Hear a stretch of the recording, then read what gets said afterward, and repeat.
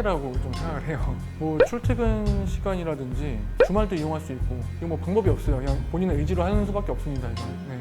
투자나 실거주 투자가 아마 처음 하시는 분들한테 제일 쉬울 거예요. 이 아파트 시장이라는 거는 공급 주체가 영리 집단이라는 점, 아파트를 건설했을 때 적어도 2년 반에서 그 이상의 시간이 걸린다는 그 시차 때문에 지금도 수익률 측면에서 괜찮다고 봐요.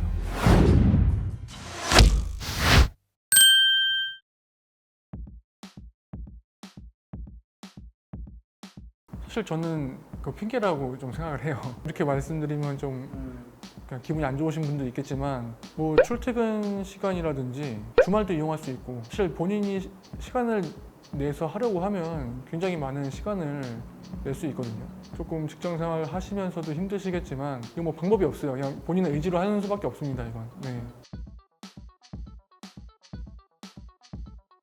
구하진 못했어요. 저도 시행착오가 그래서 많았거든요. 그래서 제가 지금 이 책을 쓴 건데 제가 한 10단계 중반부터 시작을 했거든요. 직장 생활 이제 하면서 내 집은 하나 있어야겠다라는 처음 마음은 그랬어요. 그래서 뭐 유튜브, 책, 주변에 많은 정보들이 대부분 지역 분석이에요. 근데 그게 공부의 전부인 줄 알고 그거를 막 목매서 했는데 결국엔 투자 결정을 못 하겠는 거예요. 그 당시만 해도 뭐 아직은 이 상승의 모습을 잘 안 보였고 사회 초년생에 막 큰 돈을 들여서 집을 사야 되는데 못 하겠는 거예요. 그래가지고 아까 말씀드린 그런 흐름에 대한 분석을 계속 하게 됐는데 보면서 조금씩 힌트를 얻은 거에서 그냥 방법을 계속 확장시켜 나간 것 같아요.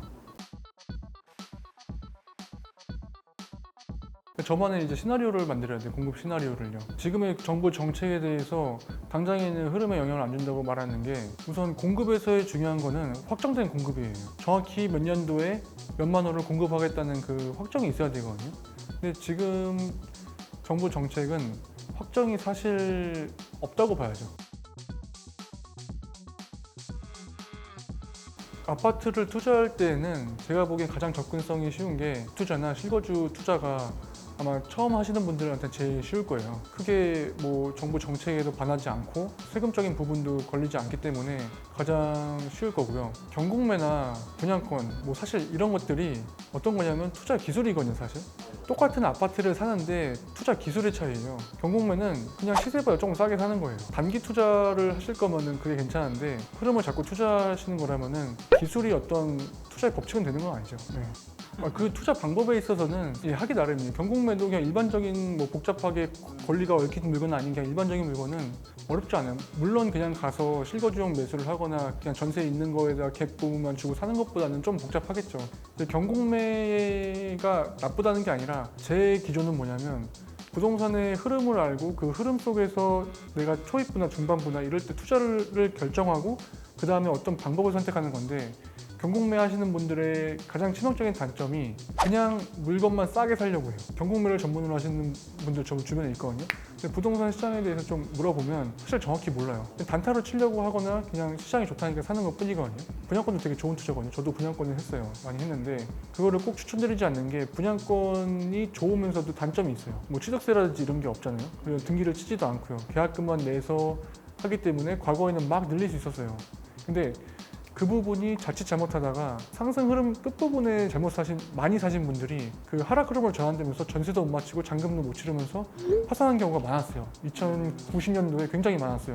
굉장히 적은 돈으로 매력적인 투자할 수 있지만 위험하다. 근데 현재는 다 예외 사항이다. 왜냐하면 지금은 여러 가지 특이 사항들 때문에 그 수급 밸런스가 꼬여서 앞으로도 상승이 계속되고 있기 때문에 그런 부분들이 지금은 적용되지 않지만 그런 리스크를 항상 생각하고 있어야 한다는 건 전 강조하고 싶네요.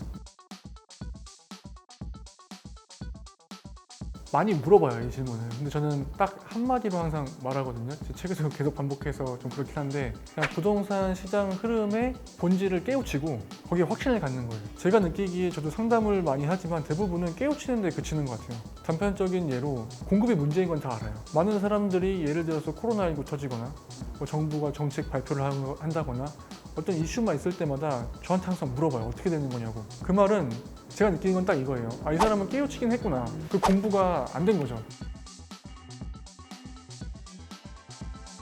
항상 상승과 하락을 아파트 시장은 반복할 수밖에 없어요. 이건 불변이라고 저는 생각하거든요. 우선 아파트를 공급하는 주체가 거의 95% 이상이 민간 건설사예요. 영리 집단이기 때문에 아무 때나 분양을 안 해요. 그냥 분양을 했을 때 완판이 될 것 같지 않으면 민간 건설사는 분양을 안 해요. 그래서 이제 오랜 기간 동안 지속된 공급이 부족 현상이 나타나면 슬슬 상승 시그널이 나타나기 시작하거든요. 그때 그러면 민간 건설사들은 분양을 해보죠. 그러면 완판이 되면은 점점 더 분양을 많이 하고 시장은 점점 이제 상승 흐름으로 가면 갈수록 건설사 입장에서는 분양가를 또 올릴 수가 있어요. 그 이익이 더 극대화되겠죠. 완판이 되면서 건설사의 분양은 기하급수적으로 늘어나요.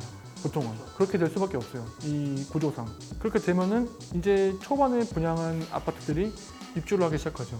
근데 여기서 대한민국은 선분양제, 건설사는 분양만 하면은 상관을 안 해요. 나중에 뭐 아파트 가격이 떨어지든 올라가든 그건 다 이제 분양 받은 사람들의 책임이거든요. 그렇기 때문에 아까 말씀드렸듯이 이제 분양한 아파트들이 설설 입주하기 시작하면은 어느 순간 입주도 기하급수적으로 늘어나거든요. 그러면서 하나둘씩 미분양이 발생하기 시작해요. 미분양이 발생하기 시작하면은 건설사는 조금씩 또 분양을 줄여가고, 그러면 또 어느 순간 되면 또 오랜 기간 공급이 적어지는 또 그런 흐름이 오거든요. 그러니까 결국에는 이 아파트 시장이라는 거는 공급 주체가 영리 집단이라는 점, 아파트를 건설했을 때 적어도 2년 반에서 그 이상의 시간이 걸린다는 그 시차 때문에 공급이 확 늘어났다가 공급이 확 줄어드는 그런 수급의 불균형이 만들어질 수밖에 없는 구조를 가지고 있어요.